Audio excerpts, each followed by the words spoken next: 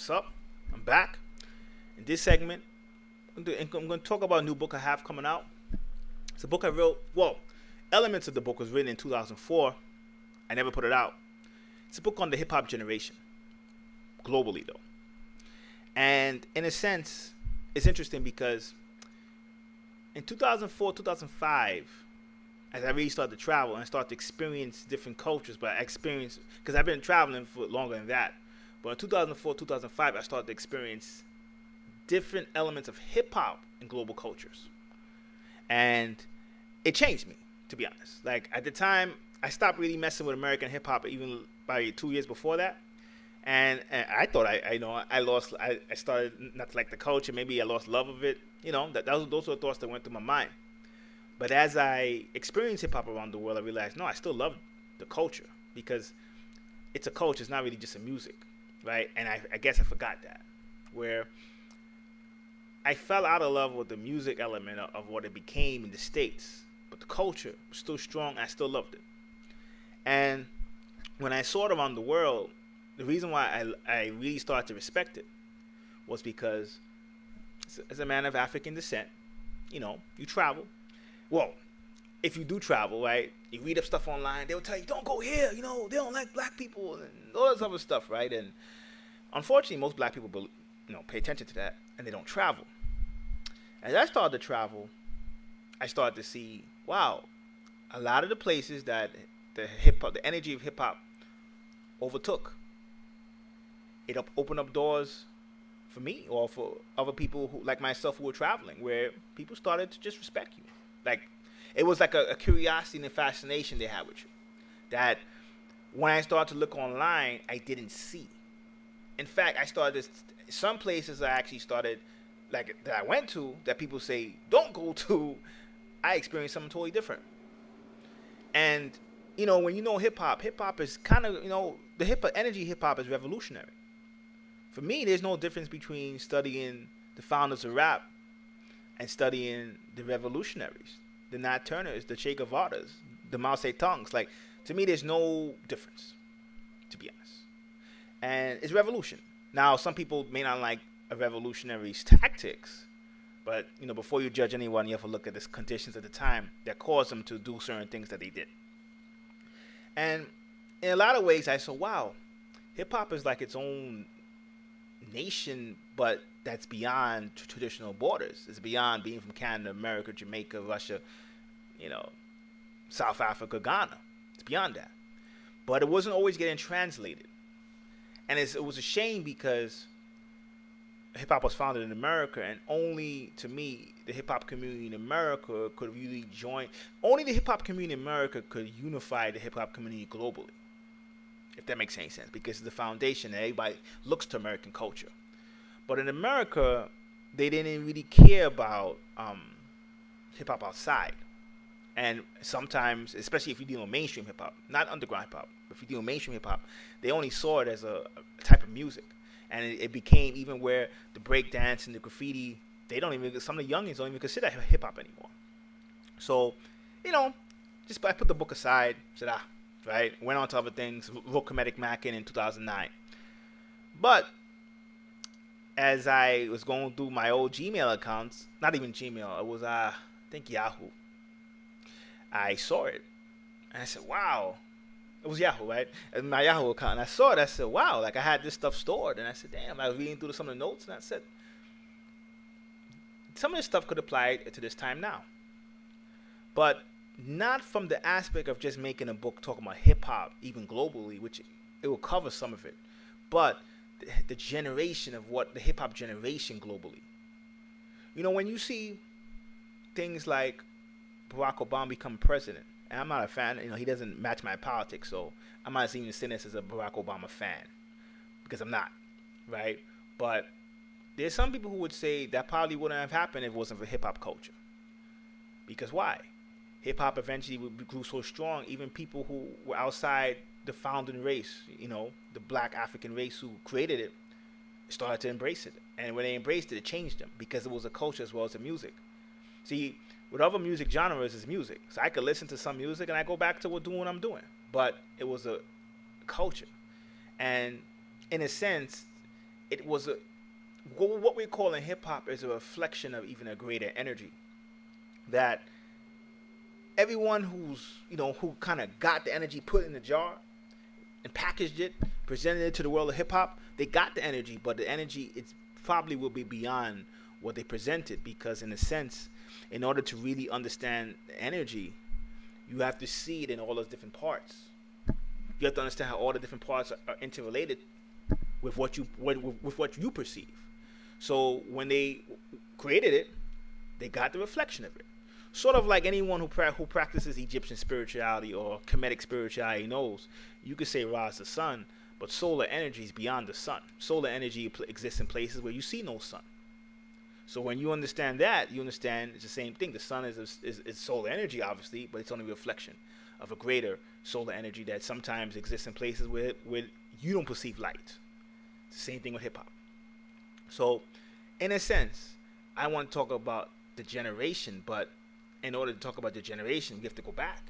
We have to discuss the origin of it, but also, most importantly, because so many people have discussed the origin of it, but for me, most importantly, understanding how it spread out to other places and understanding what happened when it spread out. So it's going to cover that. But I also merged it because I considered, like, when it comes to the youth, and when I say the youth, I'm talking about the hip-hop generation, so it's not going to even be just, you know what, it's not even really meant for teenagers. It's funny, when I'm talking about the hip-hop generation, I'm talking about people probably born in the 70s and beyond, right? People in the 60s obviously could be it too. I mean, some of the founders were not born. Some of the founders of hip-hop weren't born even in the 60s. Some of them were born in the 50s. So, no question, it's not just for people in the 70s, but the generation that they sparked was from the 70s and beyond. And for me, the generation in the 70s and 80s will probably understand this better than the generation from 90 on, because with the hip-hop generation from the 90s on, they kind of grew up as rap, as hip-hop, but really more one element of it being prepackaged as a type of music. And remember, we prepackage things to control it. If something has no boundaries, if something has no form, it can't be controlled. So when you give it form, when you want to control it, you package it, even give it a name, put it in a box, and then you could control it. So even when we say, oh, someone in Czech Republic ain't doing hip hop, right? That's still a form of, you may think you're preserving it, but it's actually how somebody could actually control you. They actually don't mind that. So that's why even when somebody gets into real hip hop is only from New York or from the East Coast, or then you have real hip hop even from the East and West Coast, but not the South. All those arguments are counterproductive, to be honest. But it's the same thing when we get into arguments of only a certain group should practice hip hop. The whole world is based on things that other people create and people share. Now, of course, some people steal it. Of course, this is the physical world. But in essence, almost everything in the world itself is deal with cooperation between different species. That's what the planet Earth's about. So the conservatives or the purists in hip hop, they don't realize they're supposed to be conservative. They're supposed to say what they say. They're supposed to look at me and then look in this video and say I'm pushing bullshit multiculturalism and it's only supposed to be for one group. They're supposed to do that because, in a sense, conservatism and liberalism are both needed. See, I'm in the center. That's what people don't really realize. I believe hip-hop should hip-hop should be open to all people, but I do admit, when you embrace it, you gotta know this history. And you have to not know it's only its history. If you look at where hip-hop started, like when I did the video Macalessi, if you look at where hip-hop started, right, it was kind of like it went from Americas, right, and it kind of had fusions with Caribbean elements to it, right. It went to Asia, but look at the people in Asia. Look when it went to Asia, it went to the Philippines first. Like, it spread there first, really. Japan got the credit, but it really spread to the Philippines first. When you get into stuff like the Melanesian cultures and Africans in Asia, which I will cover in the book, that when you understand that, you understand why it went to certain places in Asia first. Because even what people are calling blackness is very limited. That's what people don't really realize. But again, it's because the machine knows if they could package something, label something, they could control it. So the conservatives and the purists are needed just like the liberals are needed. You need two people. You need one side saying hip hop should only be for black people. You need that. Then you need the other side saying hip hop should be for everyone. Right? The real answer is in the middle. Meaning, first of all, just look up your history. All humans come from Africa. But not all humans are a reflection of that physically if you are controlled, or not controlled, but if you're limited to a 3D perception. If you're limited to a 3D perception, not all humans look like that, a reflection of that physically. So when you're not a physical reflection of it, you could forget, you could become corrupted, and then you could hate your own parents. People kill their parents all the time today, right? Or parents kill their children all the time, so why would this be any different? If one group left and went to another continent for 3,000-4,000 years, of course, why would it be any different? It's the same thing. It's a limit in terms of humanity. The humanity is still caught up in the animal mind. So this is a history that can't be denied. Sometimes the liberals of hip-hop want to deny that. So for me, I'm in the center. I understand where the conservatives are coming from. I understand where the liberals are coming from. I understand that when both groups look at this video or read the book, most importantly, the liberals will like it better than the conservatives. I understand that too, and I respect it. It happens. But once you understand that, you understand where I'm going to go with it. Because for me, in this generation, the two most, when it comes to energy, powerful energies when it comes to influences is the masses of the youth. And I'm saying youth, I'm not talking about the kids like the kids. I'm saying youth, I'm talking about people born in the 70s and beyond. Right? Even if they don't know it. Hip hop, I covered it when I first wrote the book. The second group, Islam. Now I know when I say Islam, people would say, "Oh shoot," and some people would agree with everything I said until I said that. But remember though, when I'm talking about Islam, when I'm talking about Islam in the book, I'm talking about a different type of Islam. I'm talking about Sufism. Sufism is a type of Islam that doesn't get covered as much, and on purpose, because for everyone who hates Islam, Sufism is like kryptonite, to be honest. Sufism in some ways predates Islam itself, which a lot of Muslims and some Sufis don't even realize that. But the two are so similar when it comes to submission and the aspects of love, right? And I'm saying love, I'm not talking about the fluffy love, like I meet someone, I think I love them. I'm not talking about that. I'm talking about love where you see unity of all things, that they became one, almost inseparable. So when I'm saying talk about Islam, I'm talking about Sufism. I mean, even though Sufism started before it, the two became so linked I can't separate. It's hard for me to separate them. The separation does come though, because in most Muslims, like when someone says, "How come I can't find a Sufi church?" and it's like, or mosque, I'm sorry, and it's like, or temple, it's like, because regular Muslims don't really like Sufis, especially the extremists. So a lot of Sufis had to go underground. Even today, still do, in some parts of the world. So when someone is talking about Islam as barbaric and cavemen, Sufism is the dagger to that. And in the book, when I talk about hip-hop and its energy, I make mention of its connection to Nubia and Egypt. But one thing I'm going to cover in the book is that, because from my perspective, what we're calling that started there, right? Nubia, Egypt, Africa, from my perspective, right? And I think, in a sense, only people who would probably debate that are people who want to probably rip the culture down. Elements of it started there, of course. And what we call in hip-hop is just energy that the Egyptians and Nubians been tapping into. But I'm going to bring the Moors into it because I think, and even better than the Egyptians and Nubians, and some of the Africans before them, the Ghanaians, even though some Moors were intertwined and mixed with people from Ghana, definitely started from, Senegal. So the Ghana part is a little bit harder, but definitely when you talk about North and East Africa, the Moors took that energy. Because think of it, the Egyptians and Nubians, right, kind of, along with more the Mesopotamians. I would say the Mesopotamians as well, no question, right? The Mesopotamians, the Egyptians, Nubians kind of started civilization as we know it. But the Moors are interesting because because obviously they came much later, right? But the Moors integrated different elements into their culture. They were great travelers, so they went to the East. They learned, they dealt with the yogis, they dealt with the Chinese. They came to the Americas before Columbus.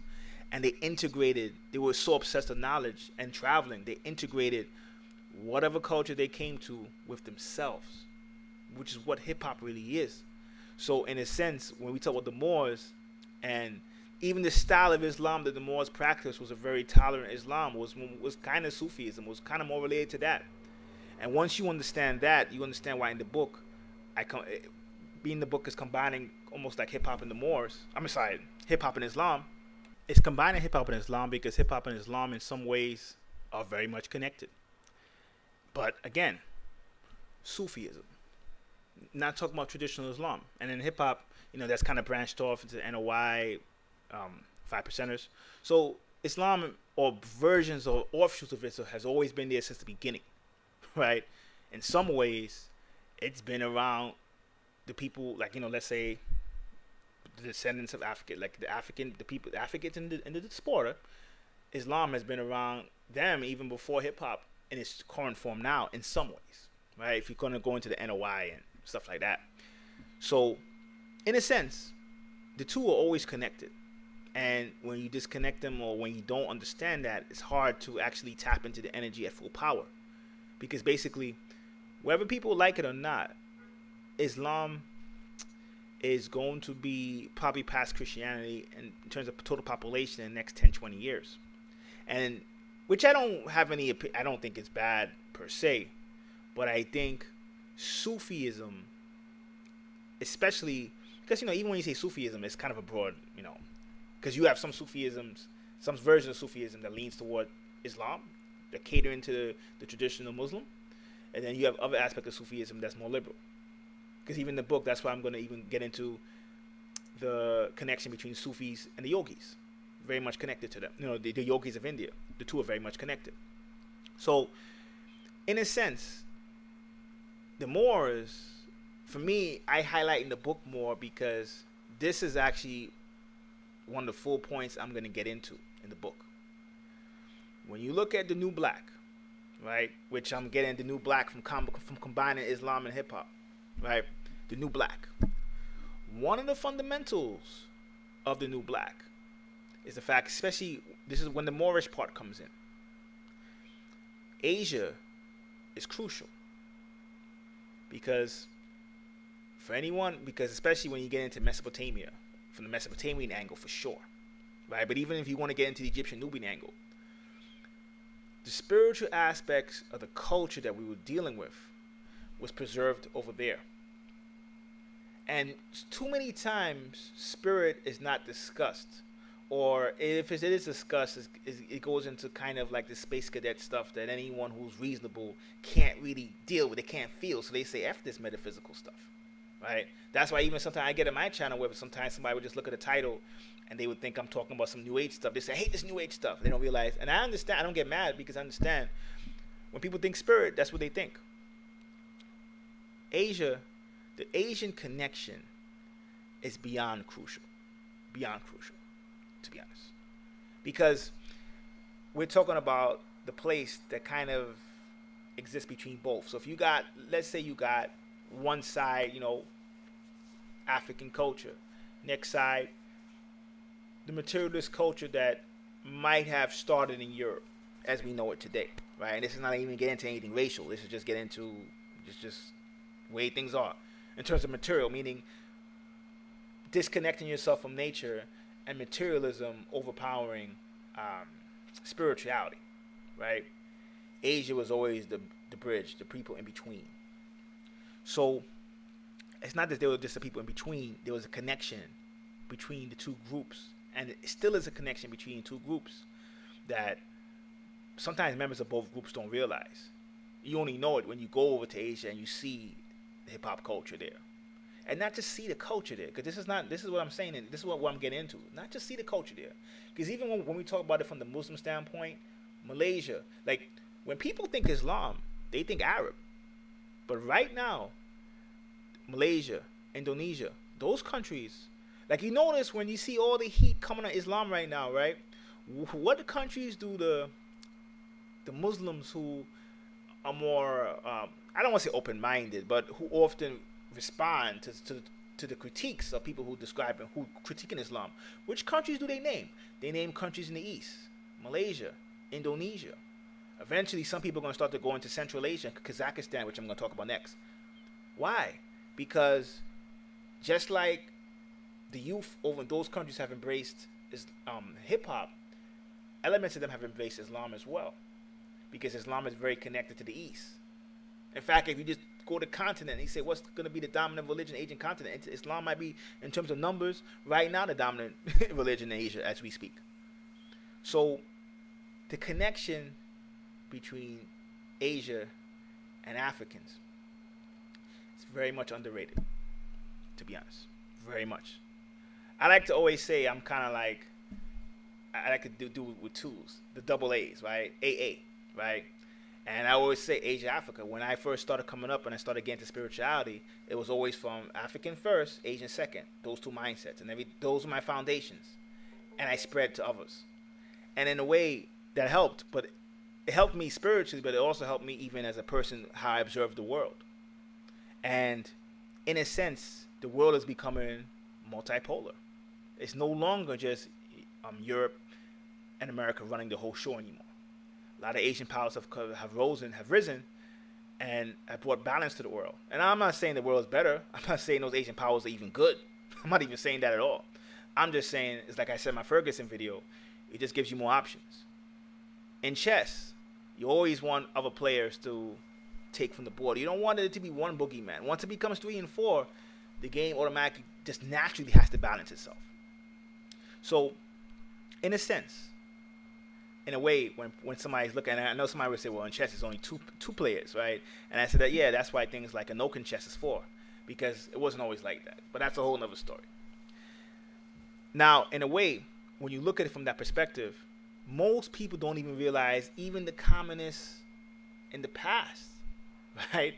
We used to look at American culture or African culture or blacks in America or their struggle, and it influenced them back east.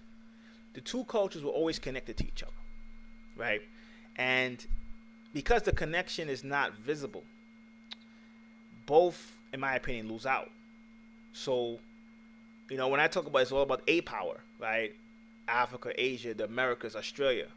That's what I'm really talking about. Africa, Asia, Americas, Australia, right? Even others that I'm going to get into as well.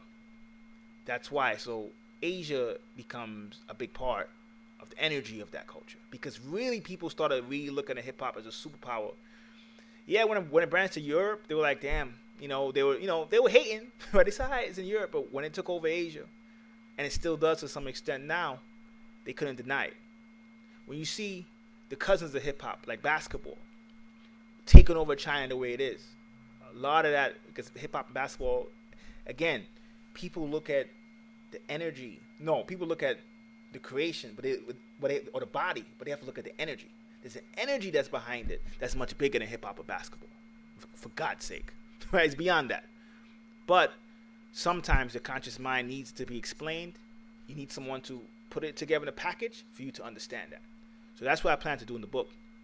And in the book, hip hop is heavily connected to revolutionism worldwide. And in terms of the revolutionary mind will always love hip hop, and a true hip hop mind will always love revolution, because hip hop is revolutionary.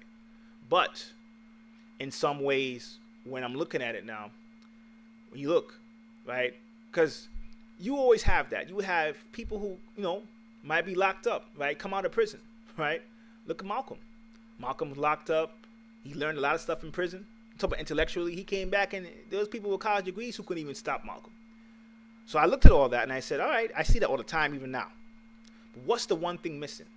A learned man would always kind of get economics. They might study history. They might study other cultures, right? But what's the one subject the learned man doesn't study, to be honest? What's the one subject, for the most part, or if he does study it, it's still coming from a limited perception?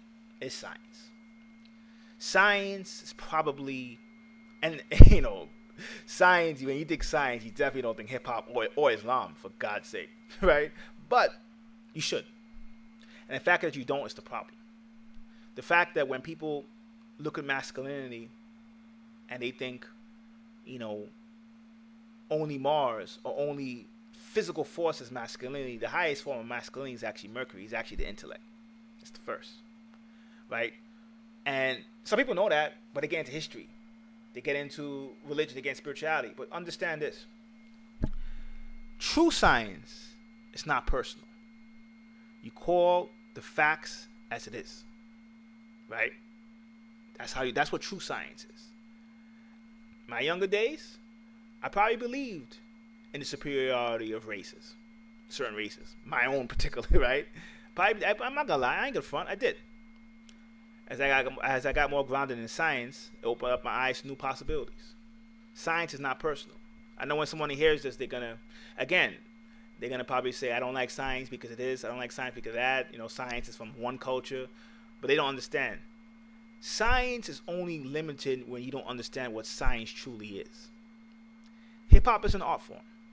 Sufism is a spirituality. What is science supposed to do to art and spirituality? Most people don't know, which is why I would even be covering the mind and the subconscious mind and the conscious mind in the book. True science is supposed to make your logical mind healthy, that you can practice your spirituality, you can appreciate your art. That's what true science does. The reason why science has a weakness now today, so when people say science is a certain race's creation and we shouldn't care about it, no. The reason why science, the only weakness it has, is that the people who control science today don't realize that, number one, science doesn't really work as it should if you don't understand how you have to control your animal mind, which is why yoga comes into it. Again, we talk about the East, which is why that's going to be a big part of the book. If you don't have that, your science is going to be limited. But science helps bring logic, and not just logic, protection to the conscious mind.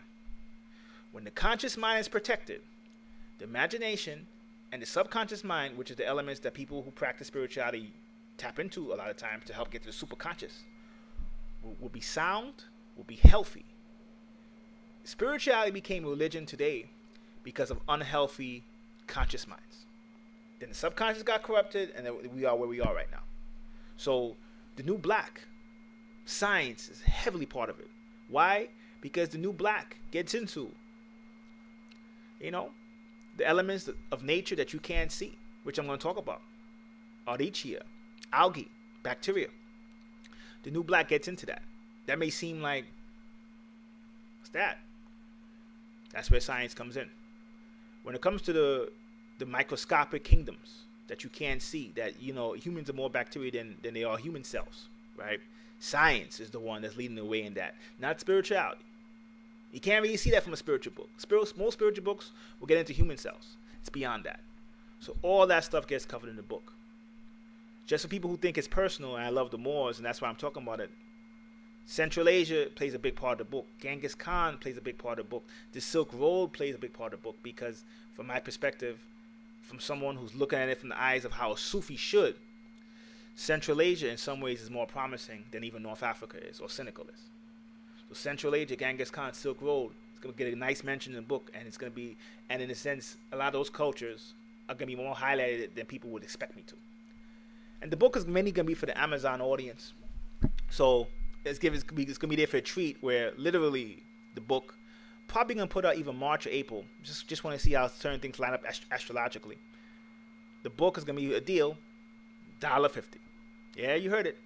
Because it's already written, so in a sense, why charge a lot for it? And in a way, it's for the Amazon audience, so it's not even really, this has nothing to do with the sci-fi stuff I'm doing, the War of Malakin stuff, Crown Lock, Mind Gate, Rise of the Kings. This has nothing to do with it. This is more like, I think that there are a lot of people who might see things in a certain way if a lot of things are explained to them from a global aspect, especially if they never traveled. So the new black, the book, I'm excited. Look out for it. And until next time, peace.